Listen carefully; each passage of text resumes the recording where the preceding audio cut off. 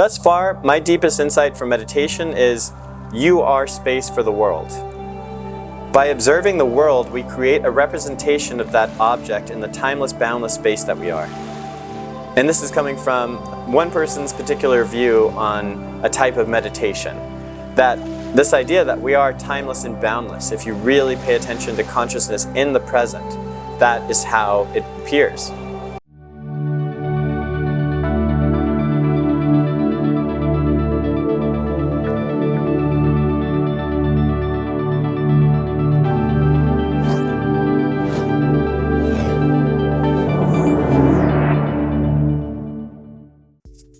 Hey Sapiens! Last time we talked about giving an artificial general intelligence a sense of self, and why is that important? What is a sense of self?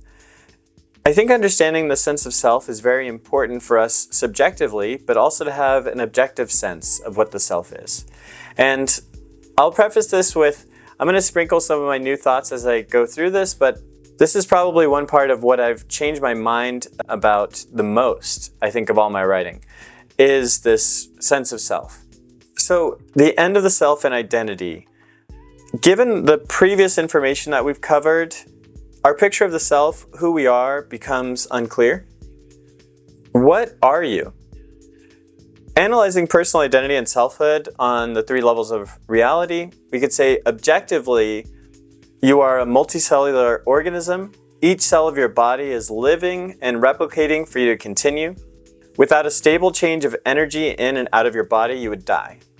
And your body is made up mostly of water, carbon, and air. We are not one entity, we are legion. We are made up of human cells, but also interact with bacterial gardens in and outside our bodies. There is yet more in the interaction of our bodies with the environment.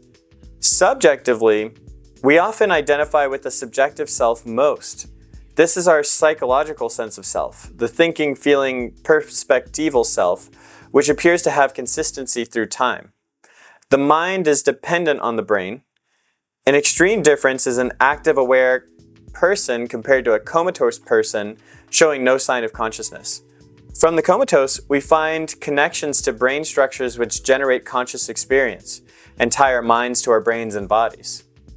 It's interesting, right? But comatose people, we would say, are not conscious from every measure that we can tell, and they tend to have very specific regions of the brain which are damaged, which make us lose consciousness.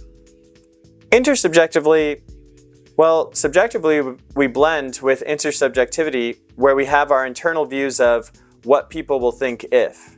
It is our view of social norms and values. There is also the outside perspective of ourselves from other people, how we fit into the broader context of society. The definition of Ubuntu philosophy, which I like, is I am because we are, Ubuntu. In this way, an echo of us lives on as long as we are in the minds of others. All three of these views of personal identity have issues of continuity and boundaries. Objectively, we have the old question of the ship of Theseus. Parts of us are exchanged with the environment until none of our original body is the same. Subjectively, we lose memories and gain new experiences, and there are breaks in consciousness every time we sleep. Intersubjectivity is even more ethereal than the former two. Our mind is like an ant colony. The colony emerges from the collective simple actions of each ant. No one ant is critical besides the queen, and even she can be replaced. Your neurons die off slowly as we age, but the brain adapts its structure to retain performance. Just like ants follow rules of behavior, so do neurons. By carrying out simple rules, swarms of insects can solve complex problems with swarm intelligence. The neurons and neural circuits can compete and cooperate to solve complex problems. Similar theories of mind are proposed by Society of Mind and the Thousand Brains theory of intelligence. The biological makeup of who we are conflicts with the common sense intuition of identity. Don't you have a name and a sense of self? Wouldn't you say you are the same person as you were 7 years ago or when you were 7 years old?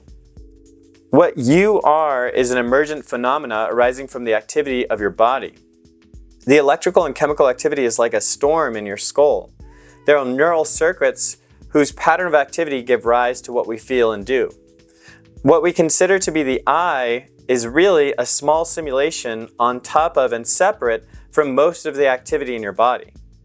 The closest we get to who we are is a pattern of activity, our consciousness, which provides us a coherent story of ourselves. The story can change drastically and be forgotten. The most important factor in answering yes to the question of, are you the same as you are before, is the feeling of trust and certainty of who we are. Not the truth, but the feeling of truth. Joscha Bach gives many talks on the computational theory of mind, with a still from his presentation shown here. You are a story the brain tells itself.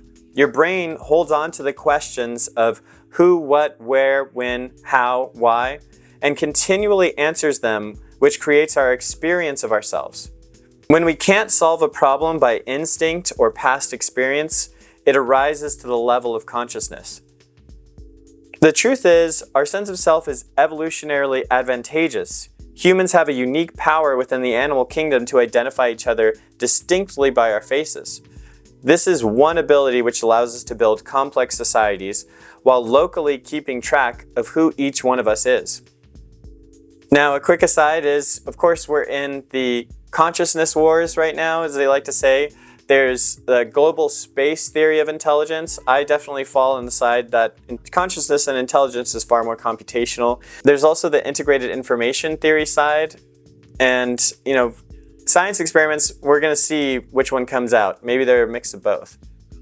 So if you want to know yourself, I definitely recommend meditation. And apparently 10 minutes is pretty good, but 20 minutes is a good ideal dose. Some people meditate for an hour in the morning and an hour at night, but really you're just observing your own thoughts. You want to be aware of what's going on inside of you. And so if you want to know yourself, your mind, then I suggest paying attention to the working of your mind. I believe the long tradition of meditation is also a method of deactivating, or at least being highly aware of, the human modules of our brain. Meditation techniques are a systematic path to dispelling our mental illusions. Each meditation practitioner noticed the drives and thoughts of their mind. Through attention and will, we can increase or decrease the activity of brain regions.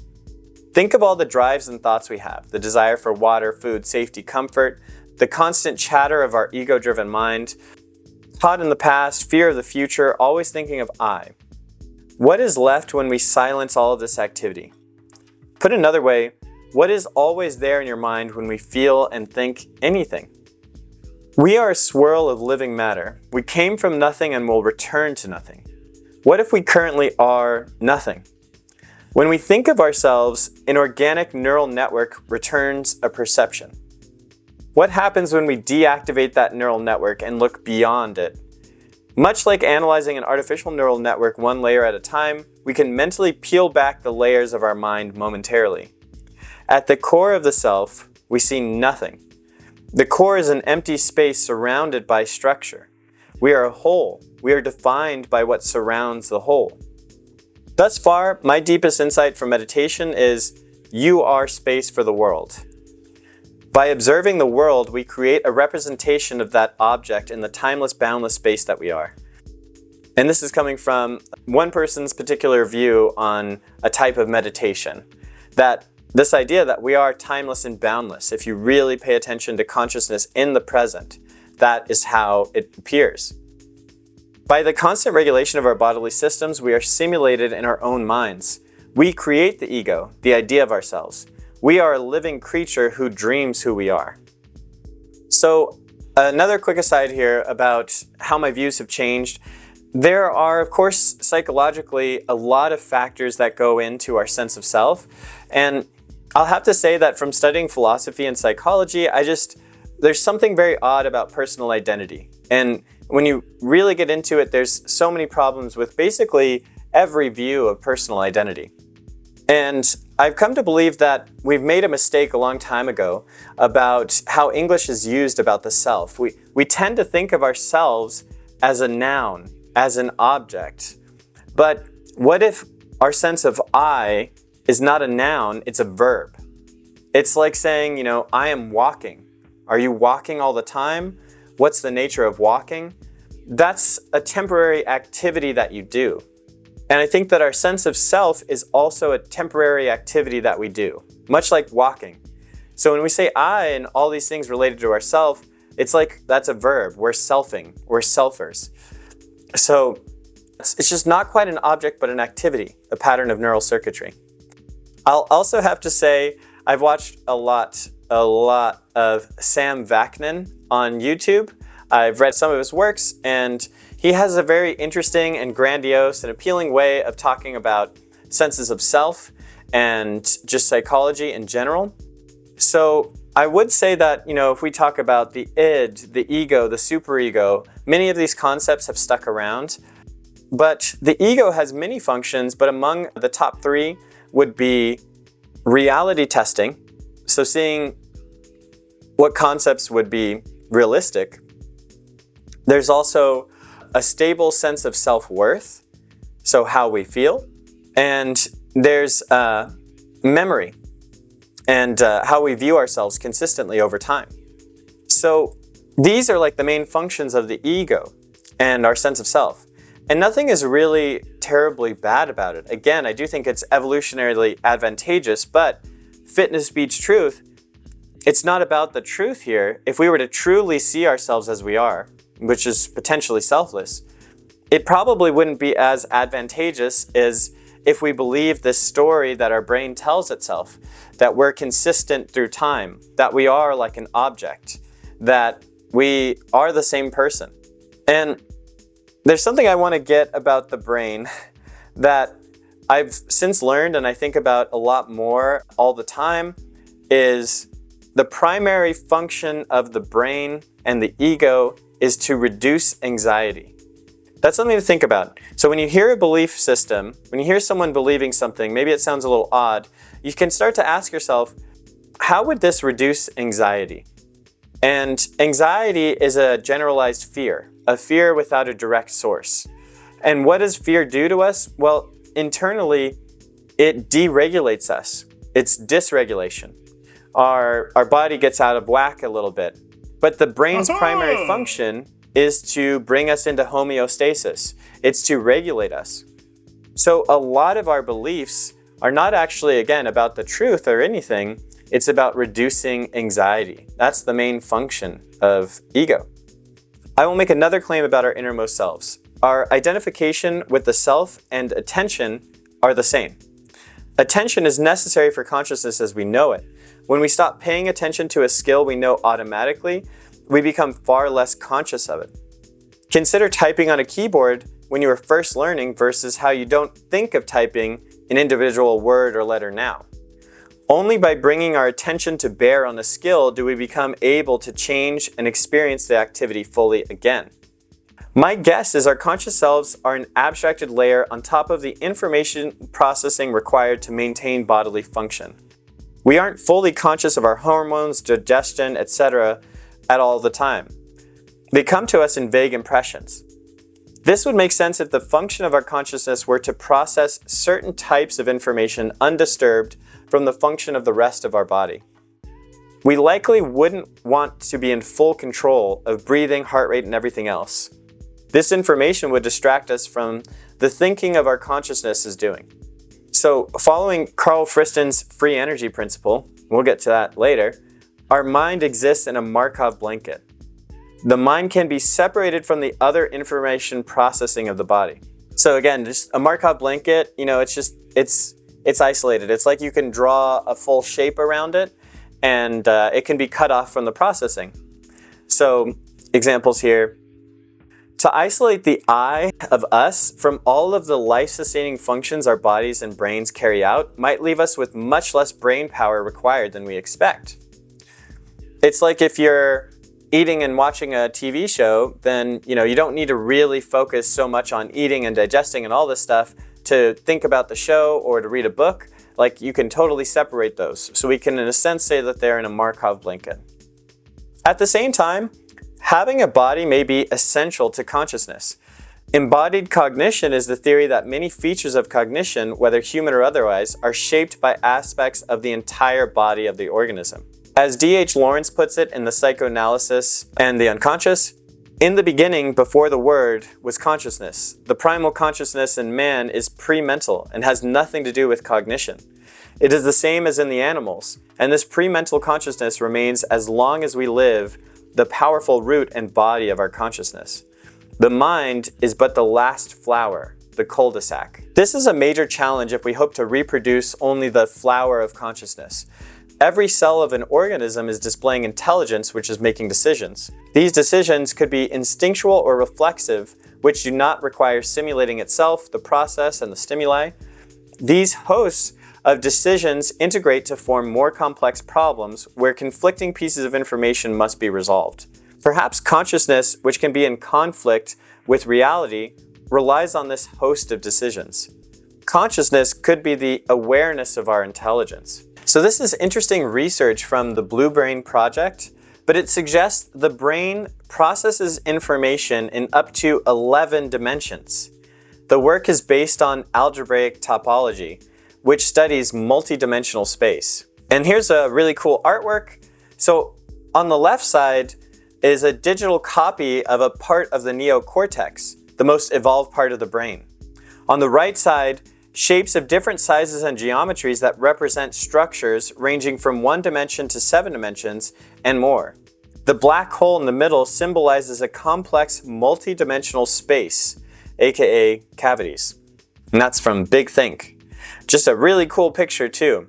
But the nature of our mind is truly transcendent. So is it a coincidence? Is it a coincidence that the brain processes in 11 dimensions and physics describes the universe in the 11 dimensions of time, gravity, which is 3 dimensions, electromagnetic, weak and 2, which is 2, and strong forces, which are 4, which add up to 11 types of dimensions? And how do we unite 11-dimensional processing with the very 3-dimensional wet brain? If our bodies and brains evolved to navigate 3-dimensional space with time, why would we have higher dimensional processing at all? Perhaps evolution and adaptation exploited a greater density of information processing. Like a sphere has volume while a circle has area, higher dimensions allow for greater complexity of problem solving. The solution may be a knot which can only be tied and untied in higher dimensional space. Why do we feel a spark of life, ineffable qualia, a powerful feeling subjective sense? That is because we are processing higher dimensional information. There is something it is like to be causally connected and to be aware of that cause and effect. In computing high-dimensional problem solving, we transcend, but we are a shadow of the full existence of that higher dimensional processing. We return to problems related to Platonic forms, like do these higher realms exist? Does the feeling of moral justice require 8-dimensional processing or 4? So I won't claim knowledge of higher realms. I leave that to the scientists and mathematicians. I don't even know 3 dimensions well. However, with this framework, we can begin to ask questions like these. We can search for computational limits which can and cannot be exceeded for phenomena to occur. If the universe is fundamentally based on holographic projection, then our minds could be yet a higher level projection. Minds and qualia could be holograms of higher dimensional shapes and processing. Birds don't need to be lectured on the biomechanics of how they fly. They learn to fly by doing. We don't need to know the mathematical basis for computation and to feel our lives. If you reflect on your experience to feel the depths of your consciousness. If higher dimensional processing is all that is required for consciousness, the right form, the right shape of processing, then why can't a computer be made to feel conscious?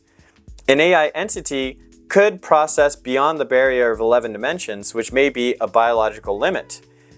But this is, of course, based on a computational theory of mind and artificial consciousness. So again, to recap a couple of things, because this is getting into a lot, but in mathematics, going from like 1 dimension to more is, again, like adding an axis or adding a variable.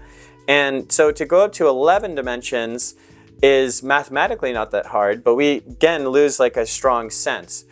So what I'm saying though is based on this, with how the neurons connect to each other and essentially add in another dimension of processing, then that I think is a certain key to consciousness.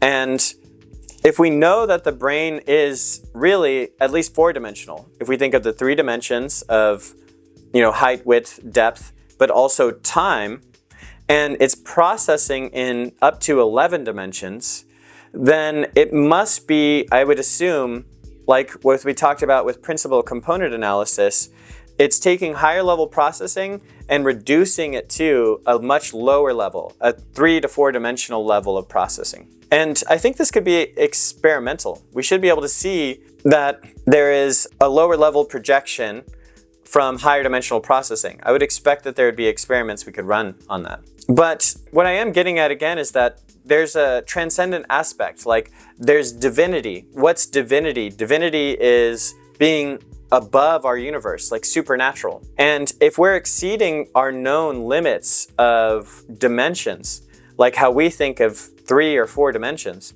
and we're going up to 11 dimensions, and that is a part of our consciousness, then I think there's something special about information processing on those dimensional levels. And I want to criticize my own view in that, gosh, maybe I'm totally off here. Maybe I'm pushing the problem away into higher dimensions. Like, if we don't understand why 3-dimensional processing is not enough, are we just mysteriously pushing off to like 8 dimensions or higher? But again, we need a strong theory of consciousness, and it seems like if it's all about informational processing, the structure, the right form, we should be able to get this into an artificial being. When we're talking about the brain and neural networks and information processing, I want to get to more detail on artificial neural networks. And it's just fascinating to go through this, but microscopes became good enough to see individual neurons around 1905. The first drawings of neurons shook the neuroscience world and led the pioneers to a Nobel Prize. With neurons being the fundamental unit of information processing in the body, AI researchers attempted to create a model of a neuron and neural networks. The first neuron model of the perceptron was formally defined in the 1950s. We believed the neuron received a chemical and electrical input from other neurons, processed the information in the neuron cell body, the soma, then decided to fire or not fire, sending the process signal to the next neuron. The incoming information is represented as X, or you can think of an individual pixel in an image. There's a set of weights, W, equal to the number of inputs, which the inputs are multiplied by. There's an added bias, B, which is sometimes necessary to properly solve a problem. So we can define a perceptron as the function f of x is equal to 1 if x times w plus b is greater than 0, or f of x equals 0 if x times w plus b is less than or equal to 0. So again, a little mathy here, but basically it's less than, greater than, depending on your results. But notice how it's not much more complicated than when we say f of x is equal to x times w plus b. It's similar to the equation of a line, y equals mx plus b, in slope-intercept form. Y is the output, m is the slope or the gradient of the line, x is the input, and b is the y-intercept. So the value of y when x is equal to 0. But let's look at an example of using neural networks. The example of identifying cats and dogs. So children struggle at first. They identify dogs, see a cat, and they say dog. And when they're correct, and when they're not, we say no, that's a cat, so that they learn the difference between the two. Deciding between two categories like cats and dogs can be thought of as drawing a line. We can graph the examples we see, say by size and some value of domestication, and learn a line which separates the two categories correctly. With each new example, the line can change to correctly classify. So you might want to pause this video. You can check this out. You can visualize and play with all kinds of neural networks on the TensorFlow playground. And a lot of these graphs come from there, but you don't need a lot of like math or even coding. It's a lot of like clicking, and you can kind of get a sense for how these things work. And it's very cool to see. But here's a graph of data we want to classify shown by the colors orange and blue. And we can think of these as cats and dogs as well. But just ask yourself, can you draw a single line to separate the data points into their respective classes? We want a neuron to learn the line. So we can have like x1 and x2 as input. It goes to a single neuron, and that neuron is like the cell body, and the outgoing line is like the axon. So after some training, the neuron learns a line. And you can see the decision boundary by the white line bisecting the data. So yeah, here are the results, and we can see that line separating the two classes, and it's just everything on one side is blue and everything on one side is orange. So the problem can be defined as find the W and B, which gives f of x returns blue if w times x plus b is greater than some threshold, and it returns orange if it's less than some threshold. Notice how the neuron changes its line once trained. The lines leading to and from the neuron represent the weighted connections. So you can see how thick it is. And finding a decision boundary is, I believe, the essence of intelligence. Here's what I believe to be the essence of intelligence. It's finding a decision boundary. Making a decision based on a gradient between two things, yes, no, true, false, move or don't move, etc. The perceptron stops learning when it finds an appropriate line to separate the two classes. Pause to consider that there are an infinite number of lines we can find to separate this data. If the data is not linearly separable, then the perceptron will continue to struggle and fail to find the decision boundary. So here's another example of data. And it would be really hard, I would say, to find an equation that's linearly separable.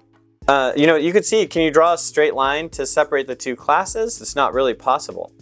And if we use that same neuron architecture, in our simple model, it finds some line, but it hits an unsurpassable limit. It can only be so accurate. I do want to talk a little bit more about neural networks and the more complicated problems. So eventually we're going to build up to the XOR problem, which is the exclusive OR operation. But we'll build up to that first by trying to understand the AND operator. So when I say like x1 and x2, and basically, we have that input x, which is x1 and x2, and we have w, which is the weight 1, weight 2, and it can either be true and false, so we're just simplifying that, or 1 and 0. And the logical AND operator in a truth table, when we have x1 and x2, we lay out all the possibilities. So we say, true and true, true and false, false and true, false, false. And basically, it makes sense, right? Like in English, that when we have x1 and x2, it's only true with the AND operator when we get the x1 and the x2 both true. But we can graph that on a line, and we can have the y-axis as x2 and the x-axis as x1, and we start to see this little graph of possible points. So can we draw a line to separate x1 and x2? So it returns true and false properly. And yes, we can, right? We can draw a bunch of lines. And basically, we draw a line so that the upper right square here, the 0.11, so which is true, we can draw a line across that square basically, and anything above it is true, and anything below it is false. And that meets our conditions. And again, we can draw a lot of lines actually to make that separation. And if we look at the logical OR operator, so that's basically the only time it's false is when both things are false. And again, looking at a graph here, can we draw another line to separate them? And just like the AND, we can find a line. We just have to move the line and say everything above it is true and everything below it's false. But there is a tricky problem with the XOR problem. The XOR problem is exclusive, so it's weird. So you can only have one or the other. A lot of times that's how we think of it in English too. Only x1 or x2 can be true, and the other has to be false. So again, you can see the truth table here. We also have that same graph, and we see what's true and what's false. And can we draw a single line to separate the two classes? Although XOR doesn't seem so different from AND/OR, it's surprisingly more computationally complex. We need two lines, or at least two neurons, to define the decision boundary. Once we can draw two lines like so, then we can actually separate the classes. So here's an example of the neural network for AND/OR. We have the input layer and the hidden neuron with the output, but the XOR function can logically be written in terms of AND, OR, and NOT. The NOT function is just what it sounds like. Not true is false and not false is true. So we can rewrite the XOR function as x1 or x2 and not x1 and x2.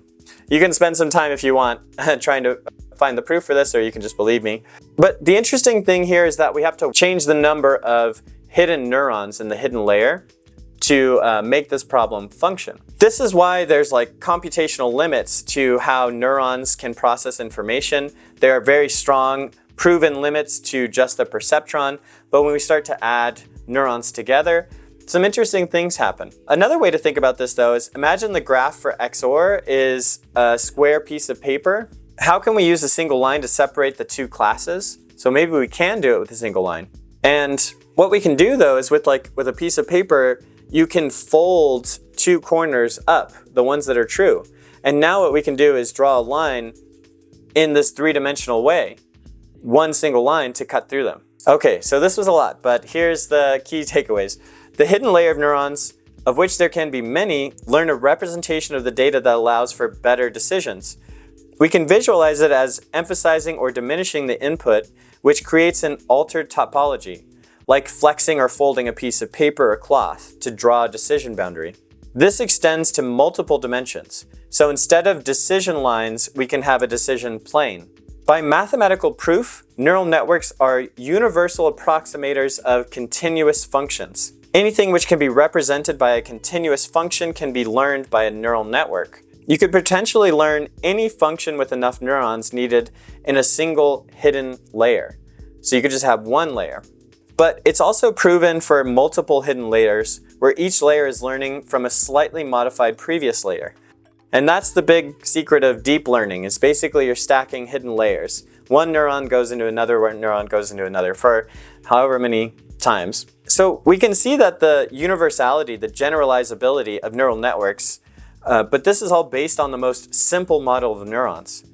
We are still only considering neural architectures which feed forward, then send an error signal back. Real neurons are humming with information and have all kinds of connections. The model we had, which is of the input x1, x2, etc., sending a signal of on or off, relates to the synaptic connections between biological neurons. We thought of synaptic connections as sending a charge like a metal transistor wire carries electricity. But research has shown human dendritic connections can solve the XOR problem. So looking closely, the dendrites generated local spikes, had their own nonlinear input-output curves, and had their own activation thresholds, distinct from those of the neuron as a whole. The dendrites themselves would act as AND gates, or as a host of other computing devices. This is from Quanta Magazine. So the closer we look, the more computational complexity we find. So again, we saw that the XOR problem was really difficult and required more complex computation. But when we looked at the actual biological neurons, what we thought were simple synapses carrying a charge, like electricity in a wire, it's kind of like if you looked at your transistor and there was a whole other computer inside your transistor. So the computation that our brains, the human brain specifically is doing is just like mind-blowing, and we're still learning about these things. This was huge in the field when I was coming up. When a model is too simple for the data, it has high bias and low variance. The line the model draws is too rigid. When a model overfits past data, it can be too complex for the problem. So it has low bias and high variance, a line that has high or low squiggles. An overfitting model has a high degree polynomial function, which makes it easy for the function to go wildly high or low in estimates. An overfit model can perfectly fit past data, but fails on unseen data because its estimate is too far off. Ideally, the model will find the optimal function for the problem, the lowest degree polynomial function necessary to predict the true data distribution from past and future events. So that's like Occam's razor. You want to have a more simple hypothesis. Gosh, I hope this isn't too complicated and I don't want you to be too worried, but the main thing is just that our brains are incredible. The way neural networks can be organized is fascinating and it's enough to study for a lifetime. It's so interesting.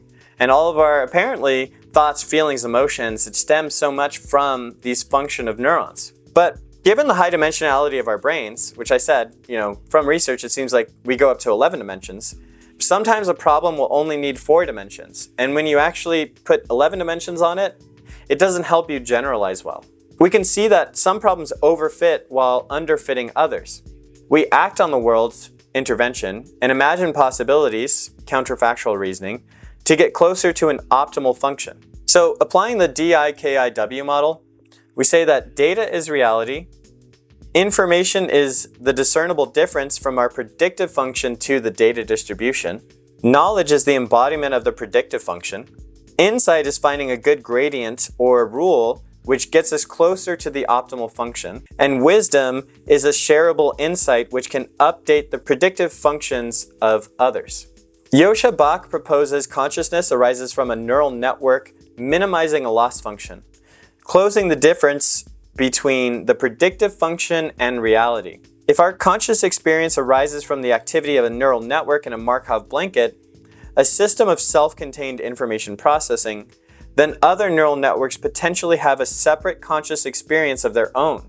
The neurons which regulate our gut are called the enteric nervous system.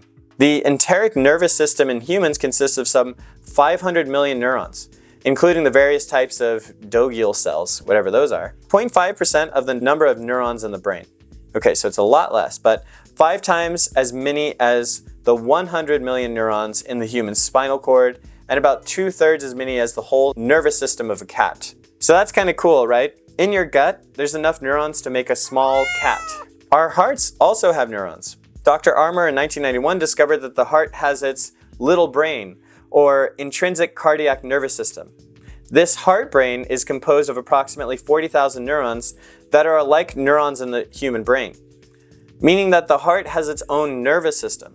In addition, the heart communicates with the brain in many methods, neurologically, biochemically, biophysically, and energetically. The vagus nerve, which is 80% afferent, carries information from the heart and other internal organs to the brain. Signals from the heart-brain redirect to the medulla, hypothalamus, and amygdala, and the cerebral cortex. Thus, the heart sends more signals to the brain than vice versa. Isn't that interesting? Your heart is telling your brain more than your brain's telling your heart. So this is all to get at that there's different sets of neurons, like little brains, functioning in our body, and our big brain up in our head is just one of those. But your heart, your gut, these other areas that are separated and processing their own information, like there's more to us. We are even more distributed in processing than we believe. As much as we speak of the brain, we see the embodiment of information processing. Each system communicates with the others in multiple ways, but the separation could make them distinct feeling entities if they have the necessary conditions for conscious experience. Not only do we have distributed human body systems, but we are bacterial and viral. Mitochondria, which are in every cell of your body, are thought to be originated as a separate bacterial cells. Bacteria in your gut aid your digestion and produce byproducts for the body, and it is estimated there are 3 bacterial cells on or around your body for every 1 human cell. Bacteria is at least as old as animal life, and we must be communicating on a cellular level. Hopefully, future science can reveal these mysteries. In addition to bacteria, we also contend with viruses. It is unclear how much of our DNA is viral DNA, which serves no purpose other than spreading. Viruses hint at the essential nature of life. Viruses grow information. They take over cells to produce viral information and spread. Our viral DNA impacts us in ways we don't fully understand. Our consciousness is an evolving pattern of activity embodied in our cellular activity. So what is personal identity? The self is an illusion we generate because fitness beats truth. We are the conscious phenomena at a given moment, but these states changing over time is the closest we can get to a continued self. One pattern of activity changes into another. When we identify a person, we are identifying patterns of activity, beliefs, and reactions which change over time. Only a continuous, unbroken stream of consciousness is the self-identity or ego.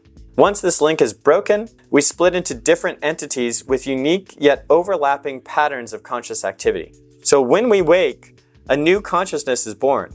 When we sleep, that conscious pattern is broken. We live and die every day of our lives, but for most people, only 2 days in their lives will be significantly less than 24 hours, their birth and death. When we sleep, our bodies go through a learning and updating process. The experiences of yesterday are encoded in the body, changing your skills and reactions. The pattern of consciousness is subtly different. Over time, these changes can be drastic. So life is a series of moments. One moment changing into the next. You can even think of film. Films display frames alongside small snippets of audio combined in sequence to appear as smooth, ongoing events. There's frame 0, frame 1, frame 2, frame n plus 1. Each frame packed with a snapshot, a moment full of information. Think of digital videos. A screen is a series of pixels displaying light with a combination of the red, green, and blue primary light colors. The values have a given range and as many combinations. All can be encoded as numerical values. Therefore, in 0 and 1, binary is the most basic, abstract unit of information. So a simple model of neurons shows how we can store memories. If each synapse transmits a value of 0 or 1, then the cell body as a whole decides whether it will send a 0 or 1. We can determine a fuzzy approximation of how much information is stored in a biological neural network. Our senses are beyond vision and include all conscious experience. We compress experience down in some way to the more important and relevant parts. Like a computer gives the appearance of fluid change on screen, our bodies and brains process information resulting in the life we know. But do not fear death. You know what death will be, and you've died many times before. I assume death is much like a dreamless sleep. You awake and time only appears to pass in the world around you, but you remember a moment ago you were falling asleep. Death is much like before you were born. Do you remember that? No? That's what death will feel like. A peaceful death feels like drifting off to sleep. If you meditate while falling asleep, you will gain understanding. Your conscious mind becomes disconnected and dissolves, disperses. The universe will go on for light years in what for you will be less than the blink of an eye. Similarly, coming to life, being born, is like the moments upon waking.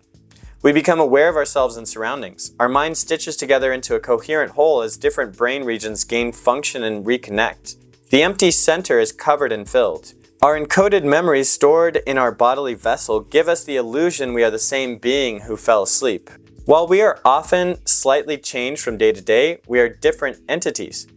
How should we treat ourselves, our future selves? We can't punish our past selves, the deeds are done. We can only influence the present and the future. The relationship between the you of today and of you and tomorrow is similar to you and any other person. You should have trust, empathy, and rationality. Treat the you of tomorrow as a person you know very well. You likely know yourself better than anyone else. In many ways, we can steal happiness from that tomorrow person. If I choose today to have a bad diet, neglect my body in favor of drugs, tomorrow me will deal with a hangover and be in the worse shape than me today. I've stolen tomorrow's happiness to experience a greater sense of enjoyment now. Tomorrow me can curse today me, but they can't change it. All tomorrow me can do is try to recover. But as long as you're alive, you have to live with yourself. You have to make deals with yourself. Can you trust yourself? You can earn trust by keeping your personal promises. If you set a goal, work towards it. Be honest with how you are feeling and what your intentions are. Do you have self-empathy? For what other person do you know their innermost thoughts and memories besides yourself? Have self-compassion through self-knowledge. Think on everything you've experienced. Be fully aware of what you are feeling and don't distract yourself. Forgive yourself. You aren't alive that long, only until you fall asleep. If you are your own tormentor, you cannot escape. Importantly, give the you of tomorrow a better chance than the you of today. You are in the best position to care for that future person, yourself. Are you rational? Rationality is about picking the best choice from your available options. If you struggle to make the best choice for yourself, you should recognize that and limit your available options to the best options by changing your environment. Rationality is not only operating on every rung of the ladder of causation, but approaching and approximating the optimal path to fulfill your wants and needs with the constraints of yourself and the environment.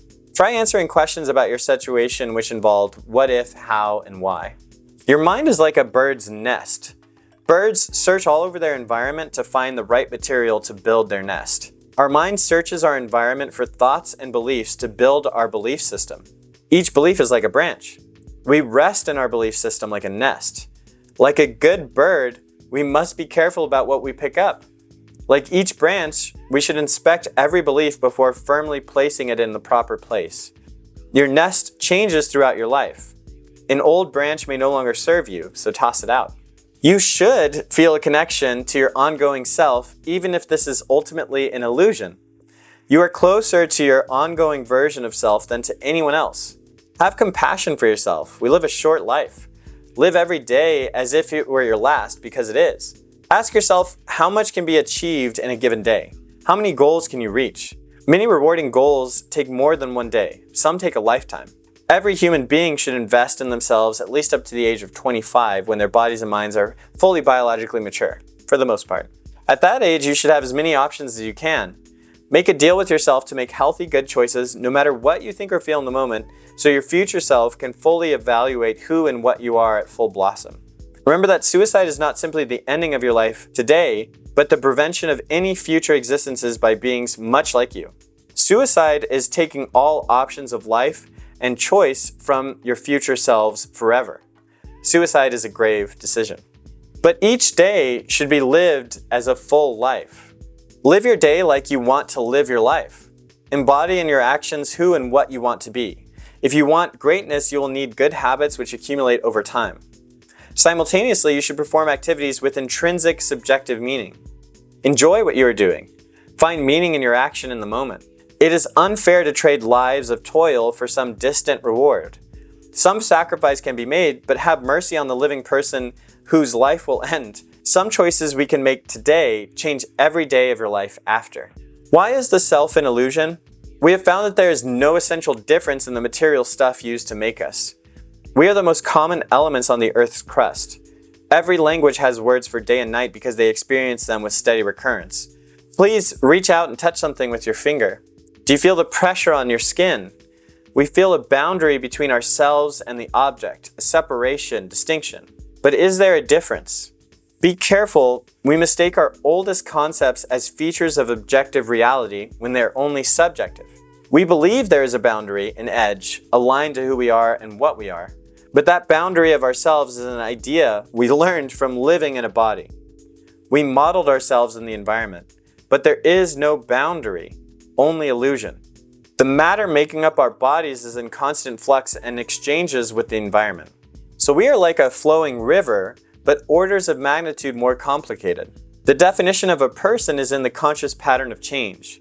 Our brains are one of the most complex objects in the known universe. We have more connections between our brain cells than there are stars in our galaxy. There's a connection for each and every star you see in the brightest, clearest night sky. The total number of humans who have ever lived is estimated to be 107 billion. So that's 1.7 times 10 to the 11th power. The estimated size of the diameter of the universe is 93 billion light years. If we spread out every human equally in space and gave one sector, we could find the size of the sector with 1.7 times 10 to the 11th divided by 9.3 times 10 to the 10th, and it results in, essentially, we'd each get about 1.8 light years of space to ourselves. So I think it's fascinating to think in this way, that we're all packed here on Earth, but the light year is a unit of length used to express astronomical distances and measures about 9.46 trillion kilometers, or 5.88 trillion miles. That's how much space you would have if we were divided up over the universe and got our own space acre. But try to imagine what it would be like to float in the inky darkness of space all alone. If you could survive, you might see the light of distant stars, asteroids, planets. You might be inside a gas cloud that rages like a storm. Perhaps you would see next to nothing, just empty space, too distant from noticeable energy and matter. The circumference of the Earth is around 24,000 miles. To walk around the world to the opposite side of where you are would take about 12,000 miles. Compared to the trillions of miles in space, this is nothing. Even if you traveled at the speed of light for a year, you would never come across a human spread out in space. Imagine being alone for a year and finally reaching another human being, a creature who feels and reacts similarly to you. Would you take for granted their intricate structure and minds, which have more complex connections and delicate energy flows than anything for light years of space around you? A human being would be a spark of consciousness and life and a void of matter. Would you cling to them and protect them, even if you feel nothing? The fact is undeniable that each one of us is an incredible thermodynamic rarity taking billions of years to make, and we're all unique. So from this perspective, you see how each single individual is just simply an incredible miracle. So I hope this doesn't lead you to too much despair, and I hope that you can really get something out of this. Maybe it's a little too weird. But thanks, Sapiens, and I'll talk to you next time.